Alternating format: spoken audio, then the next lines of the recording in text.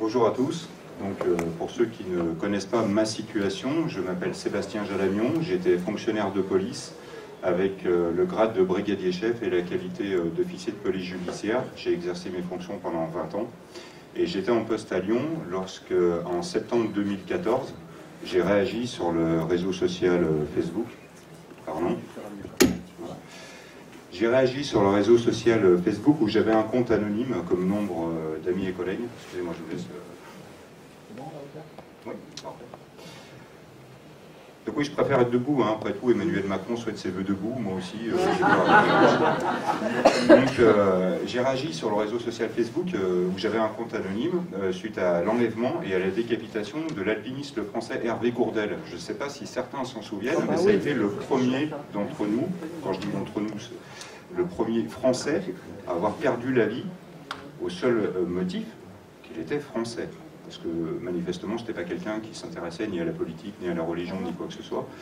Et donc il a été enlevé et décapité par des islamistes qui ont, en Algérie, donc profité de cette exécution qu'ils ont mise en scène et qu'ils ont filmée pour prêter allégeance à l'État islamique. Donc on avait réagi sur les réseaux sociaux en affichant notre solidarité, en affichant la photo de profil d'Hervé Gourdel et puis en fustigeant l'islam et les islamistes. Pour ma part, j'avais notamment publié la photo d'Al-Baghdadi, le calife autoproclamé de l'État islamique, dans le viseur d'un fusil sniper, histoire de montrer que c'était un ennemi à abattre. Bien. Par conséquent, mes publications ont été signalées à ma hiérarchie par une de mes collègues de travail et lorsque j'ai repris le service, j'ai été convoqué par le commissaire du commissariat de Lyon, 3e et 6e arrondissement de Lyon, qui avait sur son bureau les copies d'écran de mes publications Facebook. Alors j'ai été assez surpris parce que pour moi c'était quelque chose qui n'avait rien à voir avec l'exercice de mes fonctions et je ne comprenais pas pourquoi la hiérarchie se mêlait de ma liberté d'expression, d'autant plus que c'était anonyme et sur un réseau social qui n'était pas public. Et donc j'ai rapidement découvert que là j'avais touché un point sensible, c'est-à-dire que j'avais critiqué ouvertement l'islam, les musulmans, même si pour moi c'était les islamistes et qu'à l'époque je faisais une différence. Et que par conséquent, ça allait me valoir les foudres de la hiérarchie administrative. Et effectivement, j'ai été renvoyé devant le conseil de discipline. Ma hiérarchie a également saisi le procureur de la République. C'est-à-dire que donc j'ai dû comparaître devant le tribunal correctionnel pour le délit d'incitation à la haine ou à la discrimination envers une communauté de personnes en vertu de son appartenance réelle ou supposée à la religion musulmane. Voilà, ça c'est le libellé de l'infraction qui est prévu par la loi de 1881 sur la liberté de la presse. J'ai comparu comme un voyou, donc, devant des juges, avec une salle, c'était un procès public, hein, donc avec une salle où il y avait des personnes dont l'affublement ne permettait pas de douter de leur appartenance à la religion musulmane, mais plutôt à la branche un peu radicale. Hein. Et donc devant ces gens-là, la première chose qui a été dite par le président du tribunal correctionnel, ça a été « Vous êtes bien monsieur Sébastien Jalamion, demeurant à telle adresse, fonctionnaire de police ».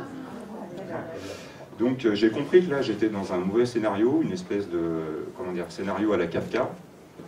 J'ai été condamné en première instance, le parquet ayant estimé que ce n'était pas suffisant, a fait appel. Donc j'ai été jugé une deuxième fois devant la cour d'appel, et entre-temps j'ai été suspendu de mes fonctions pendant 2 ans. J'ai pris sur moi de ne pas me taire. J'ai décidé de témoigner, j'ai décidé d'en parler, donc j'ai répondu à un certain nombre d'invitations sur les plateaux de TV Liberté notamment, sur les réseaux sociaux j'ai continué à m'exprimer et en révélant ce qui était en train de m'arriver, pour dire que quand même il y avait quelque chose de pas normal.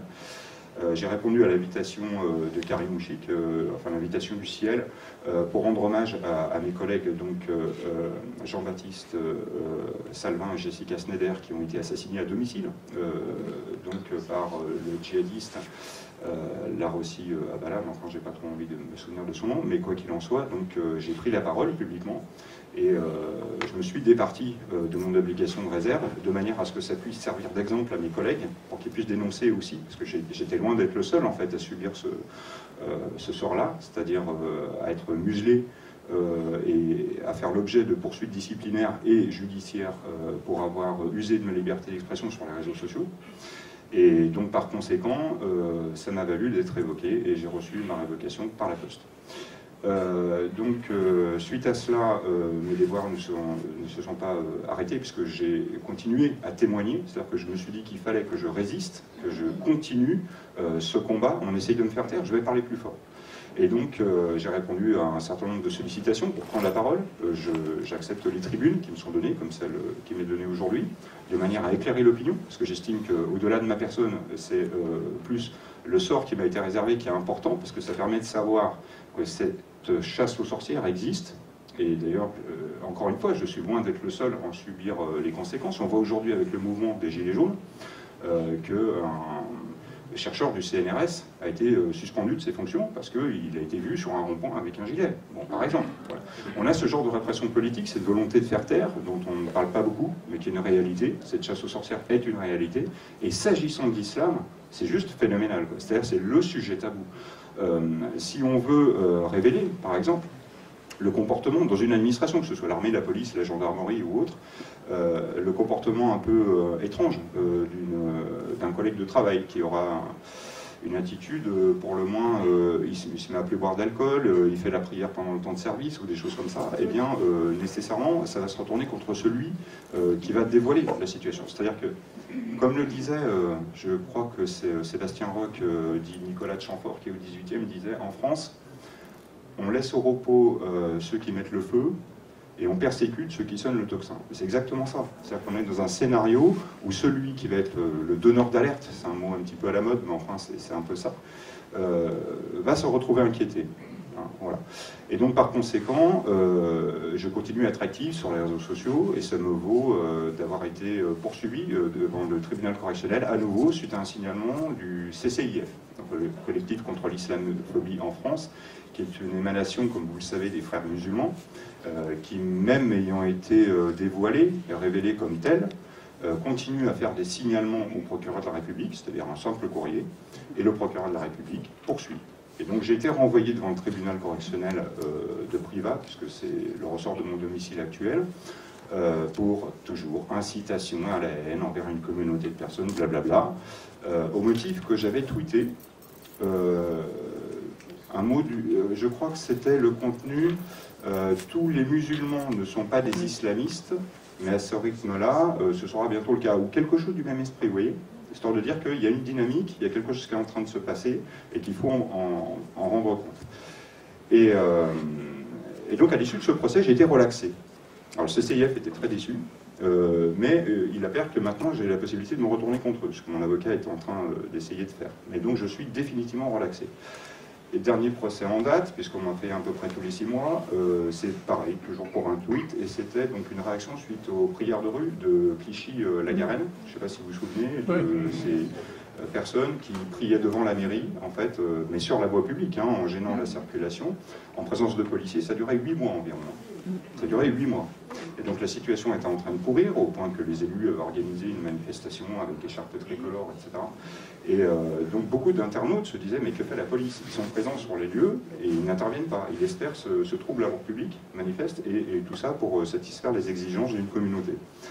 Et je me suis permis de dire, mais c'est pas les responsables, ce ne sont pas les policiers sur le terrain, ce sont les donneurs d'ordre. En l'occurrence, c'est le préfet. C'est le préfet des Hauts-de-France, des Hauts-de-Seine, pardon, qui est en charge du maintien de l'ordre et qui ne donne pas les instructions pour évacuer la voie publique et pour faire cesser le trouble. Et je l'ai qualifié d'islamo-collabo, ce qu'il est.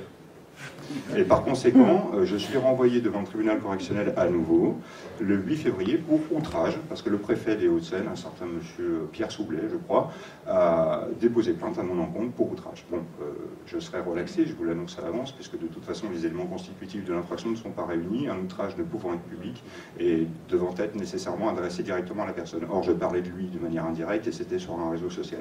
Mais ils le savent que l'infraction n'est pas constituée. Mais ils me renvoient quand même, parce qu'il faut quand même se défendre, il faut préparer un avocat, il faut se faire juger, etc. Et c'est une façon de nuire. Voilà. Le préfet, en plus, je dirais que ses frais de justice sont pris en charge par le contribuable. Donc, pour lui, il n'y a pas de danger, il n'y a pas de risque, ça va bien. Tout ça pour dire quoi? Tout ça pour dire qu'il existe en France des personnes qui ont décidé de ne pas se taire, de résister, et par conséquent, résister, c'est résister à quoi? C'est pas dire je suis résistant, on se lève le matin en disant tiens, aujourd'hui je suis résistant. On résiste à une oppression. Moi, je ne serais pas résistant si on n'avait pas cherché à détruire ma carrière. On a réussi à le faire, à détruire ma vie, ce que j'ai relaté d'ailleurs dans les détails, parce que là j'ai fait court, mais dans un ouvrage, un livre témoignage qui s'appelle À mort le flic, où j'ai raconté un petit peu voilà, toutes les étapes du processus de mise à mort sociale qui me concerne, qui est édité aux éditions Riposte Laïque, vous pouvez chercher sur internet pour ceux que ça intéresse. Et par conséquent, on résiste à une oppression, on résiste à une injustice, on résiste à quelque chose, mais dans la volonté de s'émanciper, dans la volonté, pour ma part en tout cas, d'essayer aussi d'alerter l'opinion pour faire naître d'autres vocations par rapport à cette résistance. C'est exactement comme ça qu'est né le mouvement des Gilets jaunes. Des premières personnes ont commencé à se rassembler sur des ronds-points, d'autres ont suivi le mouvement, ont endossé un gilet, et puis ça fait boule de neige. Mais ça fait boule de neige pourquoi? Parce que les personnes étaient prêtes, parce que les personnes étaient préparées, parce que ce ras-le-bol général, il fallait qu'il s'exprime autrement que sur les réseaux sociaux. Parce que tout est né des réseaux sociaux. C'est pas quelqu'un qui a organisé une réunion publique et qui a dit « bon bah voilà, on va sortir de la salle et on va aller sur un rond-point ». Donc des gens qui ne se connaissaient pas, si ce n'est par rapport à leur pseudonyme ou par rapport à leurs idées partagées, etc., ont franchi le cap d'aller dans la rue ou sur les ronds-points et ont fait connaissance, ont tissé des liens, ont créé des liens de solidarité. Et c'est pour ça qu'aujourd'hui on est face à un mouvement que le gouvernement est bien en mal de réprimer. Et je dirais même qu'ils mettent de l'huile sur le feu sans le vouloir, peut-être par maladresse, peut-être volontairement, je ne sais pas. Je ne sonde pas les reins et les cœurs, mais il est vrai qu'en tout cas, on constate la pérennisation de ce mouvement, qui est pour moi un mouvement de résistance. C'est-à-dire que nous sommes en plein dedans, et nous devons tous nous interroger ici. Si nous sommes présents, c'est que nous partageons les mêmes idées, ou en tout cas nous avons les mêmes centres d'intérêt, on se pose les mêmes questions. Mais est-ce qu'on est tous résistants ? Est-ce qu'on est tous capables de mettre en péril sa petite personne, sa petite situation personnelle, son petit confort, dans l'intérêt général de celui des générations futures, de celui de nos enfants? Ou est-ce qu'on est là parce que on dit oui, finalement, c'est vrai qu'il y a un problème, il faut trouver une solution, et puis au final, après moi le déluge? Parce que chacun d'entre nous, si nous sommes confrontés à la violence, si nous savons que nous avons un État répressif qui décide de durcir le ton, d'être dictatorial, et qui est attentatoire à nos libertés, combien serons-nous à nous dire « je suis prêt à faire le sacrifice de ma personne parce que je suis un héritier ». Parce que ces libertés dont j'ai pu jouir, dont j'ai pu bénéficier au cours de ma vie, elles m'ont été transmises parce que des gens ont fait un sacrifice avant. Parce que des personnes ont décidé de s'élever contre un totalitarisme, des totalitarismes, pour pouvoir nous transmettre ces libertés qui sont les nôtres aujourd'hui. Est-ce qu'on en a encore conscience? Est-ce qu'on est capable de transmettre le flambeau? C'est ça la question que nous devons tous nous poser, et c'est un petit peu ce que je voulais dire, ce message que je voulais transmettre. Il ne s'agit pas de passer pour une victime, il ne s'agit pas de se plaindre, il s'agit de se battre et de dire que ce combat en vaut la peine. Nous sommes des héritiers, nous devons transmettre ces valeurs. Pourquoi? Parce que ceux qui nous les ont transmises l'ont fait au péril parfois de leur vie. Il y a eu en France une histoire riche où nous avons été parfois confrontés au pire. Nous avons effectivement connu cette période qui était l'occupation. Pas nous personnellement, mais nos grands-parents. Ils ont connu cette période. Ils savent ce que c'est que de vivre sous le joug d'un totalitarisme, celui-là même qui est en train de se développer en France. Parce que pour moi, il n'y a pas de différence entre l'islam et le nazisme. C'est un totalitarisme qui est en train de se développer dans notre pays. Sans vouloir parler de religion, je ne suis pas un théologien. Je suis quelqu'un qui s'est intéressé par la force des choses au sujet. J'ai écouté des interventions de gens qui, eux, sont des spécialistes de la question de la religion musulmane, qui nous alertent, qui tentent de nous dire attention, voilà ce qui va se passer dans votre pays. Je pense notamment au père Henri Boulade, je ne sais pas si vous le connaissez, cherchez ses vidéos sur internet. C'est un père jésuite égyptien qui a grandi dans ce monde où il a vu les islamistes monter en puissance, où il a dirigé des écoles dans lesquelles il y avait des élèves qui étaient à 70% musulmans, donc il connaît bien cette population. Et il voit qu'il n'y a pas de dialogue possible, il voit que l'islam ne peut pas se réformer, il voit que ce sont ces gens-là qui prennent le dessus.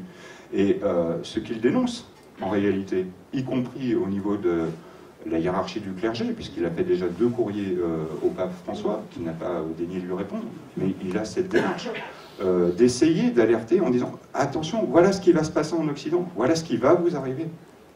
Et malgré tout, eh bien, on ne l'entend pas sur les plateaux de télévision. Il est invité nulle part. Quelques sites de réinformation vont transmettre ses interventions, l'inviter. Mais aujourd'hui, il a le statut de réfugié politique en Hongrie, parce qu'il est menacé de mort et il ne pourrait pas remettre les pieds en Égypte sans risquer sa vie. Voilà où nous en sommes. C'est un résistant. Je vais vous parler du cas de Zineb El Razoui. Ouais. Elle vit depuis 4 ans sous protection policière.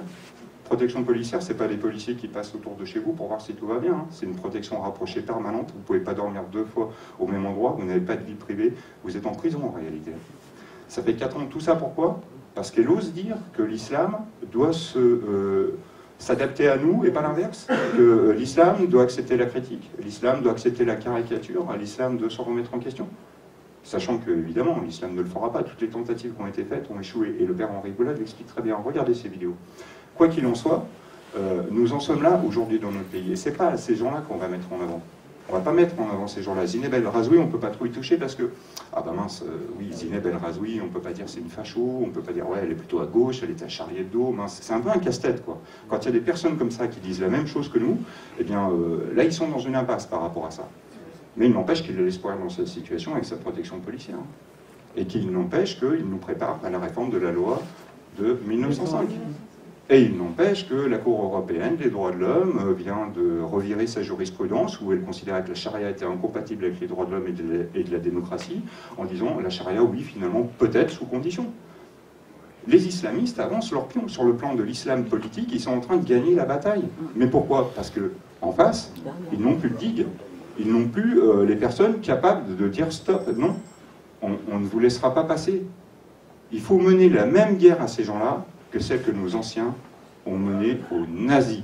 Parce que, je le redis, nous avons affaire à un totalitarisme, et il faut combattre les totalitarismes, c'est dans l'esprit français, c'est dans notre esprit, et c'est tout à notre honneur que d'être digne de ces libertés qui nous ont été transmises, de manière à pouvoir les transmettre à nouveau aux générations futures. Voilà ce que je voulais dire. Bravo.